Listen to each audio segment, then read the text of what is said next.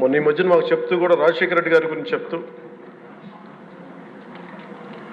ఆయన గురించి కూడా ఆయన ఎంత ప్రత్యర్థి అయినప్పటికీ కూడా ఆయన గురించి కూడా మంచి వాక్యాలు చెప్పి ఆయన చేసిన మంచి పనిని కూడా చెప్పే సహృదయం ఉంది నారా చంద్రబాబు గారికి. దీంట్లో వాటి నుంచి తీసుకోవాలి. ఇది మేము నాలాంటి వాళ్ళు నేర్చుకోవాలి, అలాంటి యంగ్స్టర్ మాకు కొత్తగా వచ్చిన వాళ్ళు నేర్చుకోవాలి. అలాగే కర్నూలు 1953లో కర్నూలు రాజధానిగా వచ్చింది. ఎప్పుడు మనకి ఇన్ని సంవత్సరాలుగా ఇన్ని దశాబ్దాలుగా ఇంకా కొట్టుకుంటూనే ఉన్నాం. అన్ని రాష్ట్రాలు ఏర్పడ్డాయి, భాషా ప్రయుక్త రాష్ట్రాలు ఏర్పడ్డాయి. దేశం అంతా ఎవరికి రాజధాని వచ్చింది ముందుకెళ్ళిపోయారు, అభివృద్ధి చెందారు. కానీ మన ఆంధ్రప్రదేశ్కి వచ్చేటప్పటికి కర్నూలు రాజధానిగా ఏర్పడింది. కాదని చెప్పి మళ్ళీ తెలంగాణలో కలిపారు. కొన్ని దశాబ్దాల తర్వాత మళ్ళీ విభజన జరిగింది. మళ్ళీ రాజధాని కోసం ఎత్తుక్కుంటూనే వచ్చాం. కింద మీద పడి 14 నుంచి 19 చాలా కష్టంతో ఒక రాజధానిని అత్యంత ఖర్చుతోటి నిర్మించే దశలో ఉండగా పరిస్థితుల్లో అనుకూలించగా గత ప్రభుత్వం వచ్చింది. వాళ్ళు 3 రాజధానులు తీసుకొచ్చారు. ఎప్పుడు కూడా ఇన్ని సంవత్సరాలు ఇన్ని దశాబ్దాలుగా మనకు స్థిరమైన రాజధాని అనేది ఒకటి లేదు. అది బేసిక్గా అది కేంద్ర బిందు ఒక అభివృద్ధికి, ఒక రాష్ట్రానికి. ఈసారి మటుకు చంద్రబాబు గారి ఆధ్వర్యంలో, గౌరవ ముఖ్యమంత్రి చంద్రబాబు గారి ఆధ్వర్యంలో ఇంకెప్పటికీ భవిష్యత్తు తరాలు ఇంకెప్పుడు ఏది రాజధాని, ఒక రాజధాని 2 కాకుండా అమరావతి రాజధానిగా ఉండాలి, ముందుకు తీసుకెళ్ళాలి. దానికి మేమందరం సహకరిస్తామని ఈ సందర్భంగా మీకు తెలియజేసుకున్నాం అధ్యక్ష. అలాగే మనం వారసత్వంగా వచ్చింది మనం పొట్టి శ్రీరాములు గారి దగ్గర నుంచి, పింగళి వెంకయ్య గారి దగ్గర నుంచి మువ్వెన్నెల జెండా, భాషా ప్రయుక్త రాష్ట్రాలు వస్తే చెడు కూడా అట్లాగే మనం వచ్చింది అధ్యక్ష. మనకి గత ప్రభుత్వం మనకు అందించింది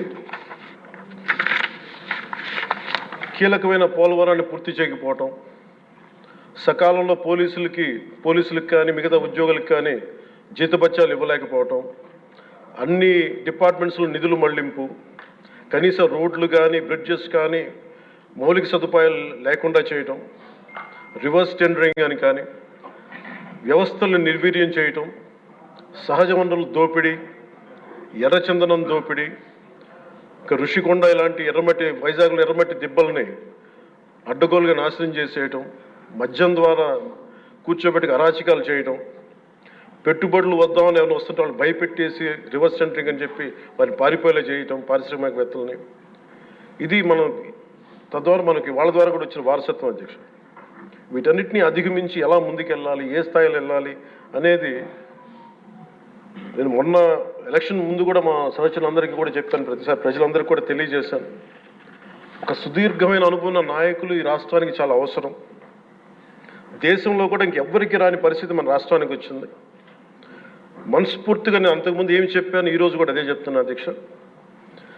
4 దశాబ్దాలు సుదీర్ఘ అనుభవం ఉన్న శ్రీ గౌరవ ముఖ్యమంత్రి శ్రీ నారా చంద్రబాబు నాయుడు గారి అధ్యక్షతన, ఆయన లీడర్షిప్ కింద మేమందరం నేర్చుకుని, నాలాంటి వాడుగా నేర్చుకొని కింద పనిచేయడానికి, రాష్ట్రాన్ని అభివృద్ధి వైపు పయనం చేసేలా ముందుకెళ్ళడానికి సంసిద్ధంగా ఉన్నాం. మేము దాన్ని కట్టుబడి ఉన్నాం. ముఖ్యంగా లా అండ్ ఆర్డర్ చాలా క్షీణించిపోయింది. ఈ లా అండ్ ఆర్డర్ విషయంలో చూస్తే సాక్షాత్తు గౌరవ ముఖ్యమంత్రి గారిని దాదాపు అకారణంగా, అన్యాయంగా 53 రోజులు ఆయన్ని ఒక ఫాల్స్ కేసులు పెట్టి జైల్లో పెట్టారు. అలాగే అధ్యక్ష, మీరు కూడా గతంలో మిమ్మల్ని కూడా ఎంత వేధించారో మా అందరికీ తెలుసు, సభ్యులందరికీ తెలుసు. నిన్న రఘురామకృష్ణరాజు గారు కూడా ఏ స్థాయిలో అనుభవించారో అందరికీ రాష్ట్రం అంతా తెలుసు. కానీ చాలా పెద్ద మనసుతోటి ఆయన నిన్న వస్తే చాలా మనసు విప్పి నవ్వుతూ మాట్లాడడం చాలా ఆనందం కలిగించింది. మీ నుంచి మేము నేర్చుకోవాలి. ఎంత అంటే దాడి చేసిన, హాని చేసిన మీ పెద్ద మనసుకి సభాముఖం మీ అందరికీ మీకు ప్రత్యేకించి మీకు ధన్యవాదాలు చెప్తాను. మీ అందరి నుంచి మీ నుంచి స్ఫూర్తి తీసుకుంటాం. మీ నుంచి అంటే తిట్లు తిన్నా కానీ, దెబ్బ తిన్నా కానీ ఎంత సహృదయతో ఉండాలనేది మీరు చూపించారు. ఇంకొక యాంగిల్లో శ్రీ నారా చంద్రబాబు నాయుడు గారు నిన్న కూడా చెప్తా ఉన్నారు, వాళ్ళు మన మీద దాడులు చేశారు కదా అని చెప్పి ఈరోజు మనకు 164 సభ్యులు ఉన్నారని చెప్పేసి, 21 మంది పార్లమెంట్ సభ్యులు ఉన్నారని చెప్పి మనం కూడా అలా చేయడం సహేతుకం కాదు. చాలా మనం యాజ్ పర్ సిస్టమ్ వెళ్ళాలి. నిన్న కూడా చాలామంది సభ్యులు మా మీద దాడులు జరుగుతూ ఉన్నాయి, మా మీద ఇలా బెదిరిస్తున్నారు, ఈ రోజుకి ఓడిపోయి కూడా ఇంకా మన కూటమి సభ్యులందరి మీద బెదిరిస్తున్నారు అని అంటే చంద్రబాబు నాయుడు గారు ఒకటే చెప్పాను, మనం అలాంటి వాటికి నేను విరుద్ధం. మీరు అలా కనుక కాదు, సిస్టమ్ని కాదని కనుక మీరు చేస్తే మీరు నాకు దూరం అవుతారని చెప్పి చాలా స్పష్టంగా చెప్పారు. అది నాకు కూడా చెప్పారు, అది మీకు కూడా వర్తిస్తుందని చెప్పి ఖచ్చితంగా చంద్రబాబు గారు చెప్తాను దృష్టిలో ఖచ్చితంగా దాన్ని ఒళ్ళు దగ్గర పెట్టుకుని మేమందరం ఉంటాం sir. Will take your guidance very seriously and committedly sir.